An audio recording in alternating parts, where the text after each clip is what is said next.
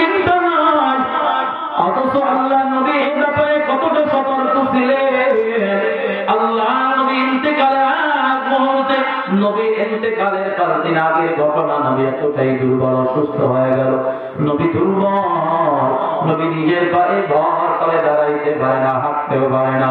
ঠিক এমন সময় নিজের আপন চাচাতো ভাই ফজলকে ডাক দিয়া কয়, ফজল, আমাকে একটু ধইরা নিয়ে মসজিদে নববীর সামনে দাঁড় করাইয়া দিবানি। কয়, ও পয়গম্বর, আপনি কেন অসুস্থ শরীরে আপনি মসজিদে নববীর সামনে যাবেন, কারণ কি? কয়, রে ফজল শোনো, আমি নবী মদিনার মানুষের সাথে চলাফেরা করেছি, ওঠা বসা করেছি, এদের সাথে আমার ব্যবসা বাণিজ্য লেনদেন, আমি সকলের কাছ থেকে শেষ বিদায় নেওয়ার জন্য মসজিদে নববীর সামনে যেতে চাই। আল্লাহ নবী বলার পরে নবীর চাচাতো ভাই ফজল 2 দিক থেকে 2 জন ধরে অন্য একজন সাহাবী সহযোগিতা নিয়া ধরে ধরে মসজিদে নববীর সামনে নিয়ে বসাইয়া দেয়। এবার নবী ডাক দেয়া কয়, হে ফজল, ওই যে উঁচা জায়গাটা দেখতেছো, ওইখানে দাঁড়িয়ে একটু ঘোষণা করে দাও, মদিনার যত মানুষ আছে সবাই যেন আমার সাথে এসে একটু দেখা করে, সাক্ষাৎ করে। এই কথাটা বলে নবী যখন ফজলকে অনুমতি দিল, ফজল উঁচা জমিনের মধ্যে দাঁড়িয়ে ঘোষণা করে দিল, মদিনার লোকেরা রে, কে কোথায় আছো, আসো তাড়াতাড়ি করে, নবী তোমাদের জন্য মসজিদে নববীর সামনে এসে হাজির হয়ে গেল।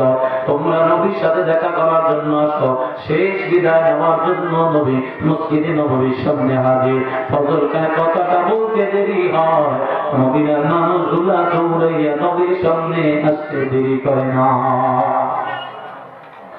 এবার নবী আবার পুনরায় ফজরের কাজের মধ্যে ভর করে দাঁড়াইয়া খুতবা দান করল। নবী ডাক দিয়া কয়, মদিনার লোকেরা রে, এই ময়দানে এমন কি কেউ আছো? আমি নবীর কাছে কোনো টাকা পয়সা পাইবা, আমি নবী কারো কাছে ঋণ আছে নাকি, যদি থাকো দাঁড়াইয়া যাও।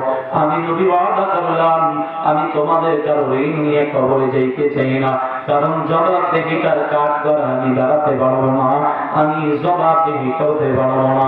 যদি কোনো টাকা পয়সা কেউ পেয়ে থাকো দাঁড়াইয়া যাইবা, আমি এই মুহূর্তে তোমার ঋণ পরিশোধ করে দিব। এই কথাটা বলার সাথে সাথে এক সাহাবী দাঁড়াইয়া কয়, পয়গম্বর, আপনার কাছে আমি 3 দিরহাম পাবো, আপনি আমার কাছে 3 দিরহামের ঋণী। কয়, কেমনে ঋণীটা বললাম একটু মনে করাইয়া দাও। কয়, আল্লাহর নবী, একদিন এক মুসাফির আপনার কাছে সাহায্যের জন্য হাত বাড়াইছিল, আপনার পকেটে টাকা ছিল না, ঠিক ওই সময় আপনি আমার কাছ থেকে 3 দিরহাম ধার করে কর্জ করে তারপরে ওই সাহাবীকে আপনি মুসাফিরকে সাহায্য করেছিলেন, ওই টাকাটা আজ পর্যন্ত দেন নাই। যদি মন চায় দিতে পারেন, নয়তো আল্লাহর জন্য আমি আপনাকে আজ ক্ষমা করে দিলাম। কয় দিরহাম পাবে? 3 দিরহাম। কত ভালো করে বুঝবে। এলাকার মুসলমানের বাবা নবী দাঁড়াইয়া গেল। নবী ডাক দেয়া কয়, আমার সম্পদ থেকে তাকে 3 দিরহাম দিয়া তার পাওনাটা মিটাইয়া দাও। ফজল নবীর সম্পদ থেকে 3 দিরহাম দিয়া দিল, পাওনা দিয়ে গেল, বসে গেল। আমার নবী ঘোষণা করল, এই মদিনার লোকেরা, এমন কি কেউ আছো এই ময়দানে? এমন কোন ব্যক্তি যদি থাকো দাঁড়িয়ে যাও। আমি নবীর কথার দ্বারা কাউকে আমি কষ্ট দিয়েছি, আমি নবীর হাতের দ্বারা কাউকে আঘাত দিয়েছি, আমি নবীর ব্যবহারের দ্বারা কাউকে কষ্ট দিয়েছি। এই কথা বলার পরে নবী কয়, যদি কেউ থাকে আমি দাঁড়িয়ে যাই, আমি তার পাওনাটা মিটাইয়া দিব। এই কথা বলার সাথে সাথে এক যুবক সাহাবী দাঁড়িয়ে কয়, পয়গম্বর, ও আল্লাহর হাবিব, আপনার কাছে আপনি তো আমার কাছে এই জাতীয় একটা ঋণী হয়ে আছেন গো নবী। কয়, কেমন ঋণ আমাকে একটু বলবানি, আমি শুনি। আল্লাহর নবী শুনেন, একদিন ঘোড়া পেটে সওয়ার হইয়া এই রাস্তা দিয়ে আপনি যাচ্ছিলেন, হাতের মধ্যে একটা চাবুক, ওই চাবুকটা আপনি এভাবে ঘুরাইতেছিলেন আর যাইতেছিলেন, হঠাৎ করে চাবুকের আঘাত আমার পিঠের মধ্যে এসে লেগে যায়, আমি রাস্তার পাশে দাঁড়ানোছিলাম, বিদায় লেগে গেল। ও নবী, আপনি যদি অনুমতি দেন, আজকে ওই চাবুকের দ্বারা আপনার পিঠের মধ্যে আঘাত করে আমি আমার পাওনাটারে মিটাইয়া দিতে চাই।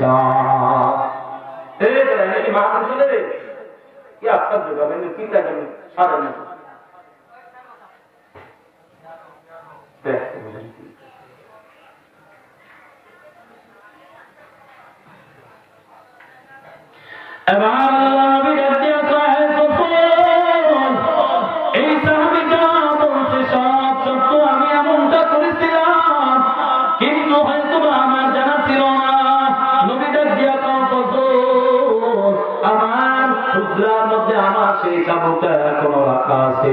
একটু তাড়াতাড়ি করে নিয়ে আসো, সাহাবীর হাতে দিবা, আমার পিঠের মধ্যে সাহাবী আঘাত করবে।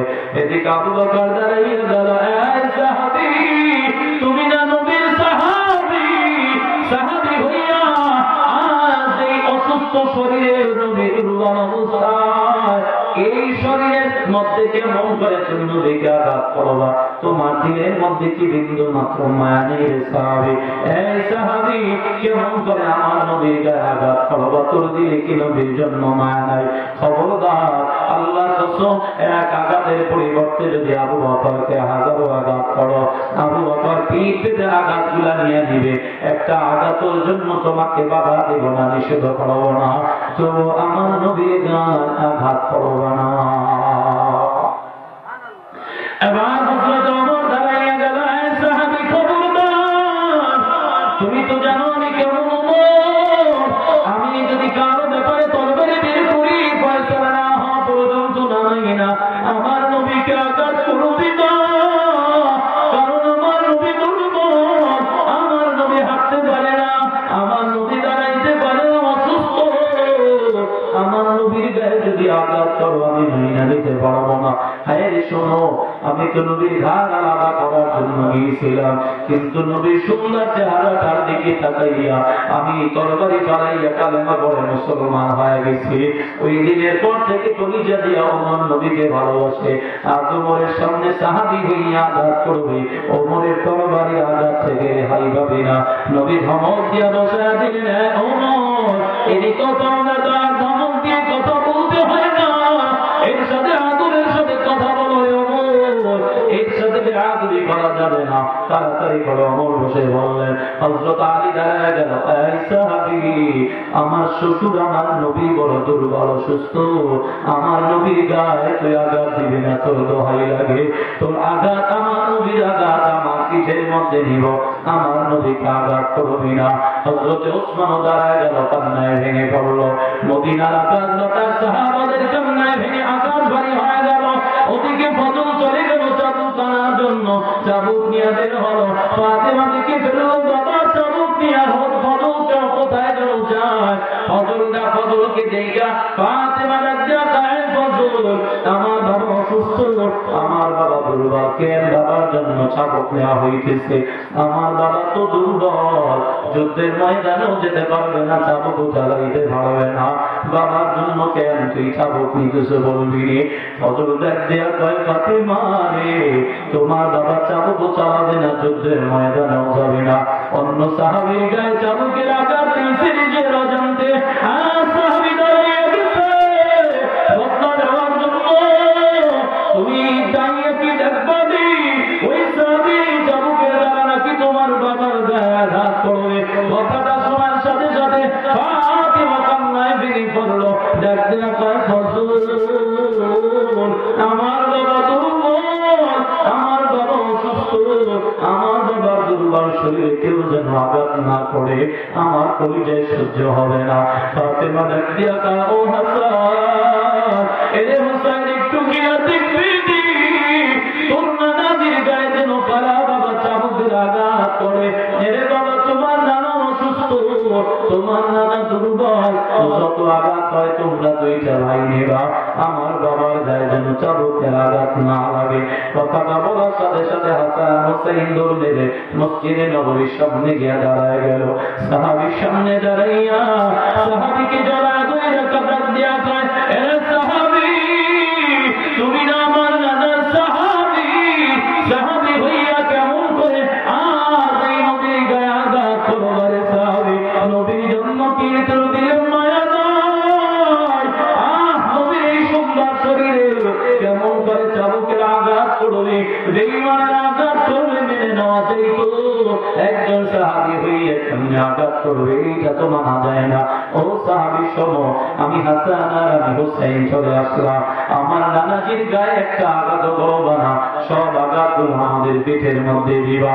আমার নানার গায়ে যদি আঘাত করো, এই কথাটা যদি আমার মা ফাতিমা জানে, আমার মা ফাতিমা সহ্য করতে পারবে না, কারণ এই মদিনায় আমার নানা, আমার মায়ের, আমার নানা ছাড়া কোন কেউ নাই, আমার মায়ের নানা যাত্রী হয়ে যাইতেছে। আমার নানা দাঁড়াইতে পারে না, আমার নানা হাঁটতে পারে না, আমার নানার গায়ে তুই আঘাত করবি না রে সাহাবী। এই কথা বলার পরে সাহাবীদেরকে হাসান হোসেনকে নবী সরাইয়া দিল। সাহাবী কোনো কথাই বলে না, নবী নিজের হাতে সাহাবীর হাতের মধ্যে চাবুকটারে ধরাইয়া দিল।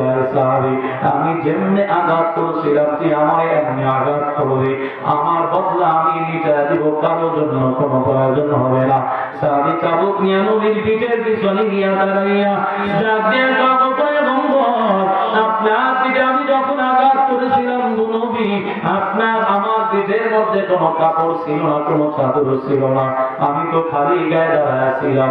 আজ আপনার পিঠটা তো কাপড়ের দ্বারা ঢাকা দেখা যায়, আপনার পিঠে চাদর দেখা যায়, আপনি পিঠের চাদরটারে সরাইয়া দেন। এই কথা বলার সাথে সাথে নবী পিঠের চাদরটা সরাইয়া দিল। এই আল্লাহর সাদঙ্গা নবী সাহাবী হাত থেকে জমিনের মধ্যে চাবুকটা ছেড়ে দিল। নিজের দুইটা ঠোঁট আল্লাহর নবীর দুই শিরার মাঝখানে নহরে নবুয়তের মধ্যে একটা চুমু দিয়া হাত দিয়া দুইটা পা জড়া ধইরা ডাক দিয়ে কই পয়গম্বর, আপনি কেমনে ভাবলেন আমি আপনাকে আঘাত করব? নবী, আঘাত করার জন্য বাহানা করি না। এই বাহানা কেন করেছি জানেন? আমার কোনো আমল নাই, আমার কোনো ইলম নাই, আমি কি নিয়ে মাওলার দরবারে দাঁড়াবো? ও নবী, হাসরের ময়দানে আল্লাহ যদি জিজ্ঞেস করে কি নিয়ে আমার দরবারে আসছো, আমি ওই দিন কিছুই দেখাইতে পারবো না। এইটারে আমি ওসিলা বানায় নিলাম।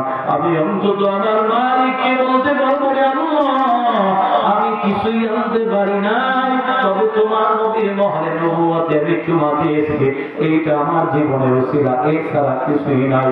এই কথা বলার পরে নবী সাহাবীটাকে উঠাইয়া বুকের সাথে বুকটারে লাগাইয়া চোখের পানি ছেড়ে কান্না করে আর বলে, সাহাবী, তুই এমন কি কাজটা করেছো জানো? তুই আমার মহলে নবুয়তে চুম্বন দিয়েছ না যেন মাওলার জাহান্নামটারে তোর জন্য তুই হারাম করে নিয়েছো। চিল্লায় বলুন আল্লাহু আকবার।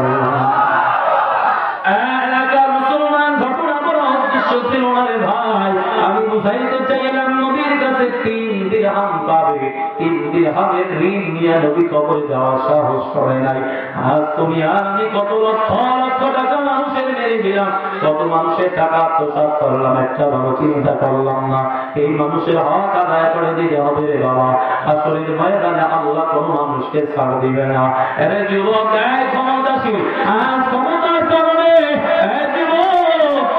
শক্তির কারণে কত নিরীহ মানুষের গায়ে আঘাত করো, কত রিক্সা চালকের গায়ে আঘাত করে। ভাই, আল্লাহর কসম করে বলে দাদা, ওই মানুষগুলো যদি তোমাকে ক্ষমা না করে দেয়, আল্লাহ তোমাকে মাফ করবে না। কথা বলেন ঠিক কিনা?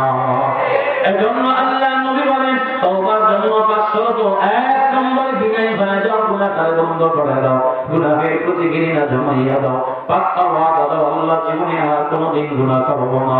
5 নম্বরে অন্তত মানুষের হক আদায় করে দাও। এই 5 শর্তে যে ব্যক্তি তওবা করবে, আল্লাহ তারে মাসুম গুনাহ বানাইয়া দিবে। তওবা করা যাবে ইনশাআল্লাহ। কেউ কষ্ট হইতে চাবে? আরেকটু চলবে কি? এলাকার মুসলমান তাহলে বলছিলাম দোয়া কবুলের জন্য 5 ফর্মুলা। 1 নম্বরে নেকামল, 2 নম্বরে ইস্তেগফার, এগুলো মনে রাখবেন। এটি বয়ান। 1 নম্বরে নেকামল, নামাজ, রোজা, দান, সাদাকা। যখন দান করবেন মনে মনে নিয়াত করবেন, আল্লাহ আমি অসুস্থ, আমি দুর্বল, আমার অভাব, আমার বিপদ, আমার মুসিবত, আয় আল্লাহ আমার এই সমস্যা, আমার মা নেই, আমার বাবা নেই। দান করার সময় নিয়াত করবে, আল্লাহ নিয়াত পূরণ করে দিবে। 2 নম্বর, আল্লাহ নবী বলেন ইস্তেগফারের আমল করে নিবা। 3 নম্বরে ইসমে আযম পড়বা। ইসমে আযম বলতে আযম আসমাউল্লাহ আল হাইয়ুল কাইয়ুম, ইয়া হাইয়্যু ইয়া কাইয়ুম, এইগুলা হলো ইসমে আযম। এজন্য দেখবেন উলামায়ে কেরাম যখন মুনাজাত দেয়, দোয়া করে, ইসমে আযম বেশি বেশি পড়ে। তার মানে হলো ইসমে আযম পড়ে দোয়া করলে আল্লাহ দোয়া কবুল করবেন। 4 নম্বর, বরকতময় জায়গা, বরকতময় সময় দোয়া আল্লাহ কবুল করবেন। এ আল্লাহর বান্দারা, বরকতময় জায়গা বলতে মক্কা মদিনা, মিনা মুজদালিফা আরাফার ময়দান। বরকতময় সময় বলতে লাইলাতুল কদরের রাতের দোয়া, শবে বরাতের রাতের দোয়া, জুমার রাতের দোয়া। 5 নম্বর নবী ওলির ওসিলায় যদি দোয়া করা যায়, এই 5 ফরমুলা মেনে যদি কেউ আল্লাহর কাছে চায়, আল্লাহ তাকে কখনো খালি হাতে ফিরাইবে না। জোরে আওয়াজ করে বলুন সুবহানাল্লাহ। মুসলমান জানে আমার মনে থাকে বলুন তো আমার মালিক কে? আর যদি হয় নাই চিল্লা বলেন আমার মালিক কে? আজ থেকে আমরা চাইবো কার কাছে? মাজারে মান্নত করা যাবে অথবা পীরের দরবারে, ঠাকুরের দরবারে, কোথায় আল্লাহর কাছে চাইবো, আল্লাহ দিয়ে দিবে। যদি কিছুই দান করতে মনে চায়, আল্লাহ রাস্তায় দান করে দাও। আল্লাহ রাস্তায় দান করলে সেটা কখনো বিফলে যায় না। এই আল্লাহর বান্দা, এজন্য আল্লাহ বলেন ইন্নাল্লাহ আশতারা মিনাল মুমিনিনা আনফুসাহুম ওয়া আমওয়ালাহুম বিআন্না লাহুমুল জান্নাহ। আল্লাহ বলেন হে ঈমানদাররা, হে মুমিনেরা, 2 জিনিসের মাধ্যমে আমি আল্লাহ বান্দার কাছে জান্নাত বিক্রি করব। একটা হলো জান আর একটা হলো মাল। বলেন তো জানের মালিক কে? মালের মালিক কে? আমার জীবনের মালিক কে? সম্পদ দেওয়ার মালিক কে? মরণ দেওয়ার মালিক কে? তাহলে আল্লাহর জান আল্লাহর রাস্তায় দিয়ে দেওয়ার জন্য রাজি আছে তো ইনশাআল্লাহ? আল্লাহর জান আল্লাহর রাস্তায় কারা কারা দিতে রাজি না রে? তাকবীর! সবাই করবো তো ইনশাআল্লাহ। জান আর মাল কার? আরো যদি বলে আল্লাহর জান আল্লাহর মাল আল্লাহর জন্য দিয়ে দিব, তাতে আমাদের কোনো সমস্যা নাই। আল্লাহ জান নিবেন, মাল দিবেন, বিনিময়ে আল্লাহ বান্দাকে জান্নাত দিয়ে দিবে। পারবো ইনশাআল্লাহ? কথা বলে না ইনশাআল্লাহ মধ্যে একটু মনে হয় ভেজাল আছে। এই উঠবেন না কে? ওঠা কি পছন্দ করে? এই পুরা ভেজাল করে। এই যে বসতে একটা মুরুদ উঠে গেছে, বিড়ি পাওয়া সাথে কয়টা হবে? 11টা বাজে। আরে ময়মনসিংহ 12টা 1টা করে বয়ান উঠে, এই বড় মানুষ উঠে না, ওদিকে মানুষ ভালো আছে। কিন্তু এত সুন্দর আয়োজন করলো, কত সুন্দর ব্যবস্থাপনা, 3 ভাগের 1 ভাগ মানুষ আসলেন না, বড় কষ্ট লাগে। বলেন জান আর মাল এ দুটি যা আল্লাহর দেয়া প্রদত্ত নিয়ামত। কথা বলেন ঠিক কিনা? এই আল্লাহর দেয়া জান আল্লাহর রাস্তায় বিলিয়ে দেব, আল্লাহর দেয়া মাল আল্লাহর রাস্তায় বিলিয়ে দেব। রাজি আছেন ইনশাআল্লাহ? আল্লাহর রাস্তায় দান করলে লাভ না লস? আরো জোরে বলেন বরকত দেওয়ার মালিক কে? আরো জোরে আওয়াজ করে বলেন। আল্লাহ তাআলা সূরা আনফালের মধ্যে মুমিনের 5টা গুণ বর্ণনা করেন। এই 5 গুণের মধ্যে শেষ গুণটা হলো আল্লাহ বলেন অমিম্মা রাযাকনাহুম ইউনফিকুন। আল্লাহর দেয়া প্রদত্ত রিজিক যারা আল্লাহর রাস্তায় ব্যয় করবে, আল্লাহর ভাষায় বলো তারা প্রকৃত পক্ষে মুমিন। এলাকার মুসলমান আল্লাহ তাআলা বলে বললাম মাসালুল লাযীনা ইউনফিকুনা আমওয়ালাহুম ফী সাবিলিল্লাহ কামাসালি হাববাতিন আনবাতাত সাবআ সানাবিলা ফী কুল্লি সুমবুলাতিন মিয়াতু হাব্বা। আল্লাহ তাআলা বলেন এই গোলাম, দান করলে কেমনে বরকত হয় সহজে বুঝাইয়া দেই। আপনাদের দেশে ধান চাষ করেনি? ধান চাষ করার আগে ধানের বীজ লাগানোর আগে বীজ বানাইতে হয়। ধান ছিটা করায় সেখান থেকে এক একটা ধানে এক একটা গাছ হয়। ওই গাছ যখন অন্য জায়গায় লাগায় দেয়, এক ধানে এক গাছ হইল, এক গাছে কি এক ধান হয় না একাধিক হয়? আল্লাহ বলেন আমার দেয়া প্রদত্ত নিয়ামত, আমার দেয়া প্রদত্ত রিজিক আমার রাস্তায় বের করো। যেমন বাবা এক ধানে এক গাছ পাইলা, আবার এক গাছে একাধিক ফল পাইলা, আর বিশ্বাস যদি বেশি হয় আমি আল্লাহ নিয়ামত তত বাড়াইয়া দেব, বরকত তত বাড়াইয়া দেওয়া। এই গোলাম চিন্তা করার দরকার নাই। আল্লাহ সম্পদ দেওয়ার মালিক, আবার আল্লাহ নেওয়ার মালিক। কাজী আল্লাহ দেয়া সম্পদ আল্লাহ রাস্তায় ব্যয় করলে আল্লাহ খুশি হয়। কেমন খুশি হয়? দুনিয়ার লাইনে একটা উদাহরণ আমি আপনাদেরকে দেয়া দেই। মনে করেন বয়ান শেষে বাড়িতে যাওয়ার সময় 5 টাকা দামের একটা বিস্কুট নিলেন, বাড়িতে গেলেন, সন্তানকে দিয়ে দিলেন মা, অথবা ছেলেটাকে বললেন বাবা এই ধরো তোমার জন্য বিস্কুট নিয়ে আসলাম, খাও। ছেলেটা বিস্কুট ছিঁড়ে খাইতে শুরু করলো। বাবা হাত বাড়াইয়া কয় আমারই একটা দাও। ওই সময় যদি সন্তান বাবারে দেয়, বলেন তো বাবা দিলে ভালো লাগবে না খারাপ লাগবে? কথা বলো, বাবা কি বিস্কুট খাইতে চাইছে নাকি দিন পরীক্ষা করতে চাইছে? কথা বলে না। আরে বাপ মাই কি সন্তানের ভাগেরটা খায় কোনোদিন? বরং আরো সন্তানের নিজের পেটের একটা উঠে দেওয়া। তুমি কথা ঠিক না? তুমি খাও, তুমি কি খাও না খাও কইতে পারি। মাঝে মাঝে বাড়িতে গেলে আমার আম্মা এটা করে, আর কি তুমি খাও, আমার কি খাই না খেতে তুমি কি জানো? আমি মাহফিলে প্রত্যেক দিন গরুর গোশত খাই, তুমি কোথায় খাইছো? তুমি খাও, এটা পরের বাড়ি খাও না আমার ঘরের খাও, তুমি খাও। এটা মহব্বত, মা খুশি হয়ে যায়। যদি বাপের সন্তান যদি মায়ের দেয়, মা খুশি হয়, বাবা থাক আমি খাবো না, ওই বিস্কুটটা নিজের হাতে সন্তানটারে খাওয়া যায়। আর যদি সন্তান কইতো আমারে দিচ্ছ তুমি, আমি তোমার বিমুখে বাপে তুই তো দেখছো কত বড় নেমক খারাপ, খারে কি পারি আমারে দিবি না, আমার টাকা বিস্কুট যা তোর জন্য আর কিছু আনা না। আরো এই যে বিস্কুট একটা দিতে খুশি হয়েছে, মা তোমার জন্য কাউকে কিরিমালাটা নিয়ে আসবো 10 টাকা দিয়ে, এরপরে আঙ্গুর আনবো, আনার আনবো, কমলা আনবো, কারণ তোমার দিল ভালো, যা চাইবা তাই পাইবা। আর ওই বকিল যা তোর জন্য কিছু আনতাম না, আমার দিলি না। আল্লাহ কয় ওয়াকুরিদুল্লাহ করবেন হাসানা, কি আছো আমাকে বলে যে হাসানা দিবা, ওমা তুকদ্দিমু লিআনফুসিকুম মিন খাইরিন তাজিদুহু ইনদাল্লাহ, আমি আল্লাহ বহু গুণে বাড়াইয়া বাড়াইয়া তোমারে দিয়া দেব, তুমি অনুভবও করতে পারবা না। সুবহানাল্লাহ বলেন। আসমানের ময়দানে আল্লাহ ডাক দিয়া বলবেন, হ্যাঁ বান্দা, আমি তো দুনিয়ায় বসে তোমার কাছে একটা কম্বল চাইছিলাম, শীতে কাঁপছিলাম, দাও না। আমি আল্লাহ খাইতে পারি না, আমি খানা চাইছিলাম, দাও না। আমি অসুস্থ, আমার চিকিৎসার টাকা আমি চাইছিলাম, দাও না। আমি অভাবী ছিলাম, আমি সাহায্য চাইছিলাম, আমার দেও নাই। তখন বান্দা বলবে, আল্লাহ তোমার তো খানার দরকার ছিল না, তোমার তো চিকিৎসার দরকার ছিল না, তোমার তো কম্বলের দরকার ছিল না, এই কথাগুলো কেন বলো? আল্লাহ তখন বলবে, ডাক দিয়ে আয় গোলাম শোনো, বাড়িতে ওই যে বিদেশ থেকে কম্বল আনছো 10,000 টাকা দিয়া, বড় আরাম করে ঘুমাইছ, অথচ এই যে দিগল হাট মাদ্রাসার মধ্যে এতিম ছাত্ররা পাতলা কাটা গাই দিয়া ঘুমাইছিল, আমি ওই সময় বলছিলাম, বাবারে বান্দারে একটা কম্বল আমারে দিবানি, ওই কম্বলটা যদি মাদ্রাসার তলে বাইরে মুড়ে দিতা, ওই কম্বলটা আমাকেই দেওয়া হয়ে যাইত। এজন্য আমি বলেন, হ্যাঁ দুনিয়ার উম্মত, আল্লাহর রাস্তায় যদি কেউ দান করে, ওই গরিব মিসকিনকে দান করার আগে, দানশীল অভাবী ব্যক্তির হাতে দেওয়ার আগে আর দানটা আল্লাহর কাছে পৌঁছে যায়। এই আল্লাহর বান্দারা এই যে মাদ্রাসার মধ্যে তিন ছাত্ররা থাকে, লেখাপড়া করে, গরিব মাদ্রাসার ছাত্ররা অধিকাংশই গরিব হয়। এই মাদ্রাসার হিসাব দিল, এই যে আলী ভাই কত হিসাব দিল, প্রায় 1,17,000 টাকা ঋণী হয়ে আছে রে বাবা।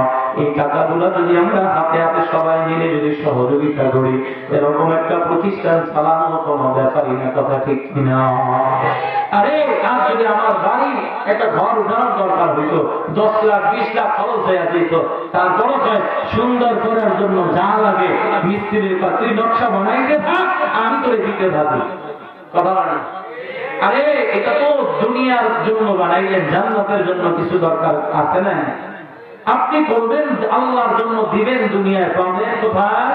জান্নাতে। এটা তো জান্নাতি ঘর, এখানে সব সময় কোরআন তেলাওয়াতের আমল হয়।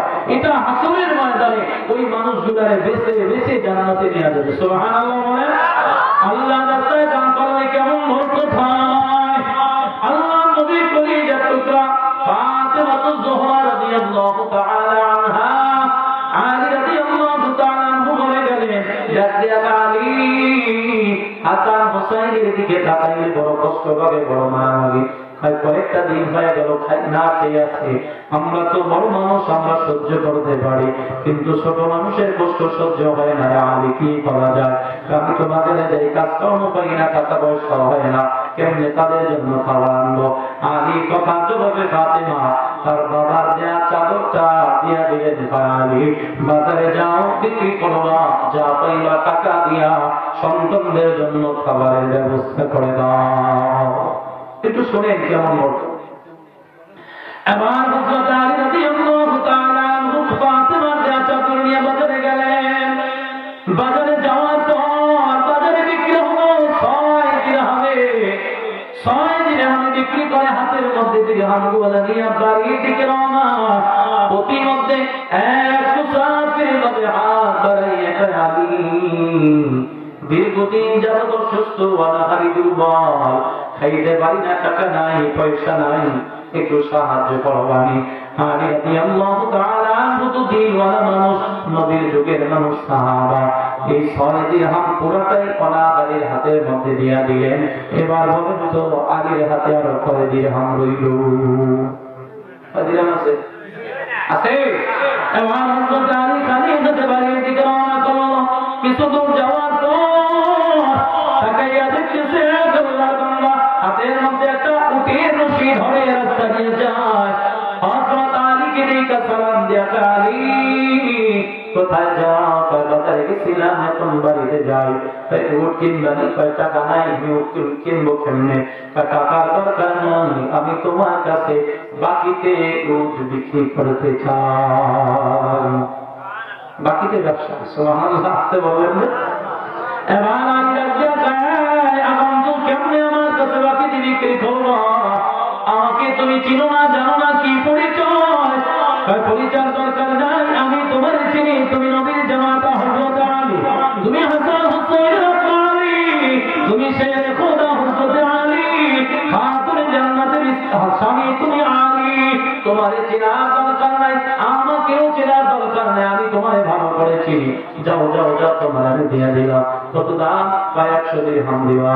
ঠিক আছে, আমি বাজারে বিক্রি করে লাভ যেটা করবো সেটা আমার, 100 দিরহাম তোমার দিয়ে দিব।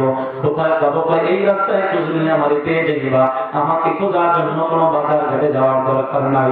এই কথা বলে আলী রাদিয়াল্লাহু তাআলা আনহু 100 দিরহামে বাকিতে উট ক্রয় করে আবার রাস্তা দিয়ে যাইতেছেন বাজারের দিকে, উট বিক্রি করবে।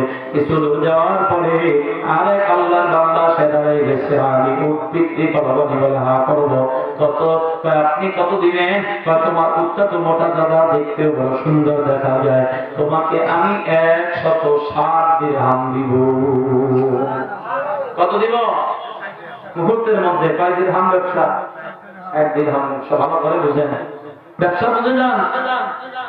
ব্যবসা আপনারা যদি না করেন, লস আপনাদের হবে, আমার হবে। এবার হযরত আলী রাদিয়াল্লাহু তাআলা চিন্তা করলেন, মুহূর্তে 60 দিরহাম আর দরকার নাই, কারণ মুমিন অল্পতেই খুশি হয়। কথা দেখছেন, অল্পতেই তারা আল্লাহর শুকরিয়া আদায় করে। এবার হযরত আলী আবার চিন্তা করলেন, এই মুহূর্তের মধ্যে 160 দিরহাম ব্যবসা হয়ে গেল, দিয়া দিলাম, নাও নিয়ে নাও, আমার হাদিয়াটা আমায় বুঝে নিয়ে দাও।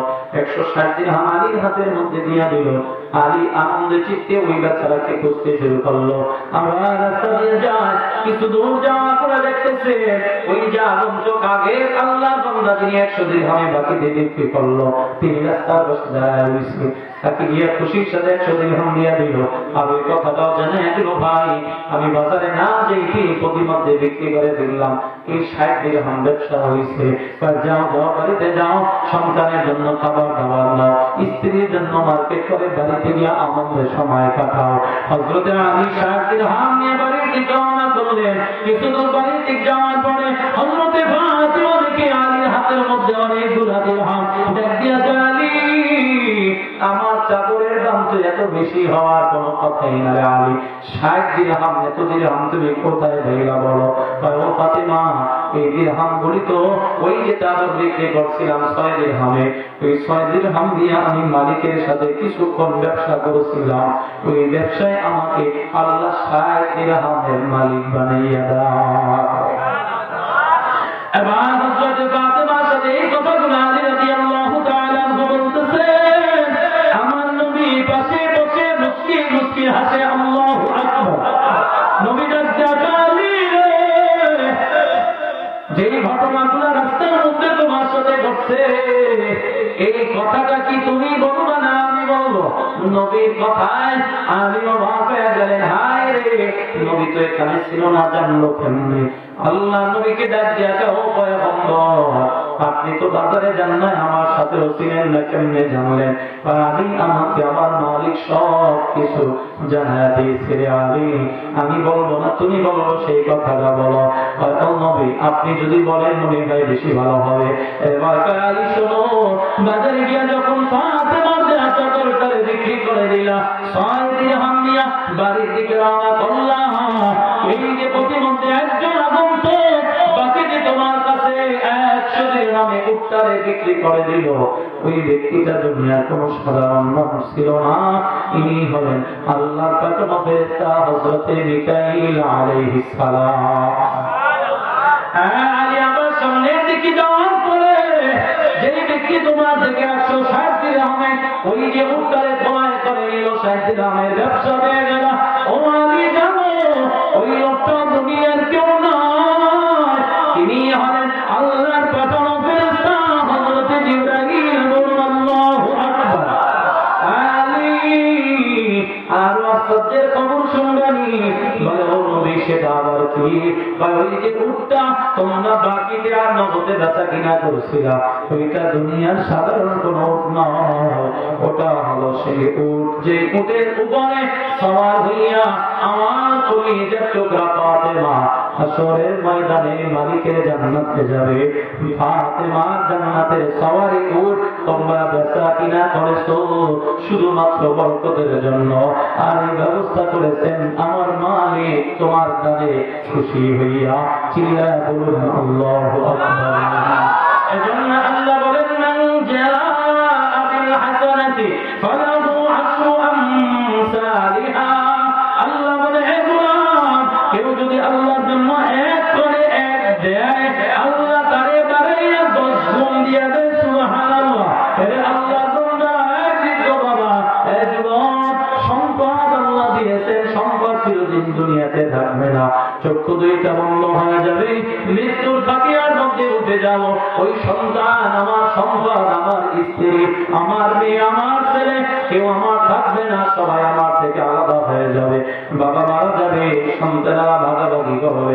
আমি এই জায়গাটা নিব, আমি আমার বাবার এই কাপড়টা নিব, আমি আমার বাবার এই জায়গাটা নিব, এই কথা বলে বলে সবাই ভাগাভাগি করবে। কিন্তু বাবা অগ্রিম যদি আল্লাহর জন্য কিছু করে যাওয়া যায়, সেটাই পরকালে নাজাতের ওসিলা হয়ে যাবে রে বাবা। এই জন্য বরকতের বয়ান শুনাইলাম। এই যে পাশেই মাদ্রাসাটা, এতটুকু মাদ্রাসা চালাইতে গিয়ে যদি 1,17,000 টাকা ঋণ হয়, ও বাবাকে আমরা খেদমত করেন, তাদের বেতন তেমন বেশি না, তাও যদি বাকি থাকে তাদের সংসারটাও তো চালাই দেওয়া হয়। এজন্য বাবা আমি প্রথম অবস্থায় আমি আপনাদের কাছে মুসাফির মানুষ, সেই ঢাকা থেকে আমি আপনাদের মাঝে আবারও ফিরে আসলাম রে বাবা। আমি মুসাফিরের হাত বাড়াইয়া এমন একজন মানুষ আমি চাইছি, হুজুর নগদ আমি মাদ্রাসার জন্য 2,000 টাকা দিব। আমার মা নাই, আমার বাবা নাই, আমার মা বাবার জন্য একটু দোয়া করবে, আল্লাহ যেন তাদেরকে মাফ করে দেয়। এমন কোন আল্লাহর বান্দা আছেন নিজে হুজুর আমি 2,000 টাকা নগদ